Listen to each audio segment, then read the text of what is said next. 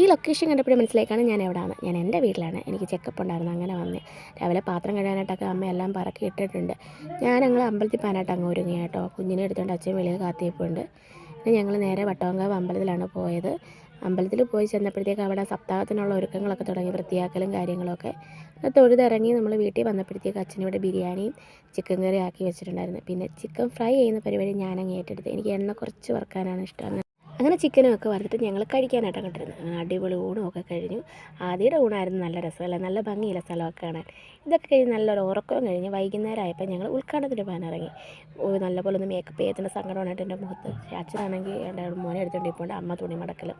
വേറെ ഒന്നുമല്ല ഉദ്ഘാടനത്തിന് പോയത്, ചേട്ടനൊക്കെ പണി ചെയ്ത ബ്യൂട്ടി പാർലർ ഉദ്ഘാടനമാണ്.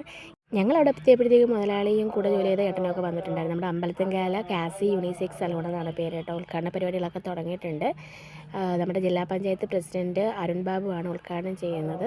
അങ്ങനെ ഉദ്ഘാടനമൊക്കെ കഴിഞ്ഞ് നമ്മൾ കുറച്ച് നേരം കൂടെയൊക്കെ അവിടെ നിന്നു. അതിനകത്തൊക്കെ ഒന്ന് കയറി കാണണമല്ലോ. തിരക്കൊക്കെ കഴിഞ്ഞപ്പോഴാണ് ഞങ്ങളകത്ത് കയറിയത്.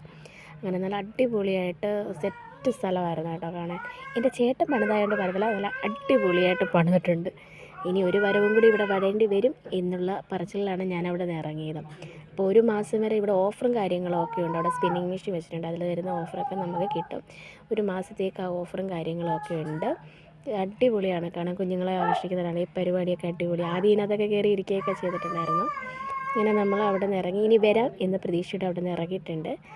നമ്മൾ കുറച്ച് നേരം കൂടെ നമ്മൾ റോഡിലൊക്കെ വെയിറ്റ് ചെയ്തിട്ടാണ് വീട്ടിൽ പോയത്. വീട്ടിൽ ചെന്ന ഉടനെ ആദ്യം അച്ഛനെയും അമ്മയെ ഏൽപ്പിച്ചിട്ട് ഞങ്ങൾ രണ്ടുപേരും കൂടെ ഒന്ന് പുറത്ത് പോയി. ഞങ്ങൾ പോയത് വേറെ ഒന്നുമല്ല, നമ്മുടെ എഴുകോൺ ബിവറേജിലോട്ടാണ്. അവിടെ ആണെങ്കിൽ പുതിയ സെറ്റപ്പൊക്കെ വന്നപ്പോൾ തൊട്ട് എനിക്ക് കാണണമെന്ന് ആഗ്രഹം ഉണ്ടായിരുന്നു. അങ്ങനെ ചേട്ടൻ എന്നെ കൊണ്ട് കണ്ടപ്പോൾ എൻ്റെ കണ്ണ് തെളിപ്പോയി. അച്ഛനെ ഇതിലേത് എടുക്കുമെന്ന് നമുക്ക് കൺഫ്യൂഷൻ വരും അല്ലേ ഇങ്ങനെയൊക്കെ കാണുമ്പോൾ.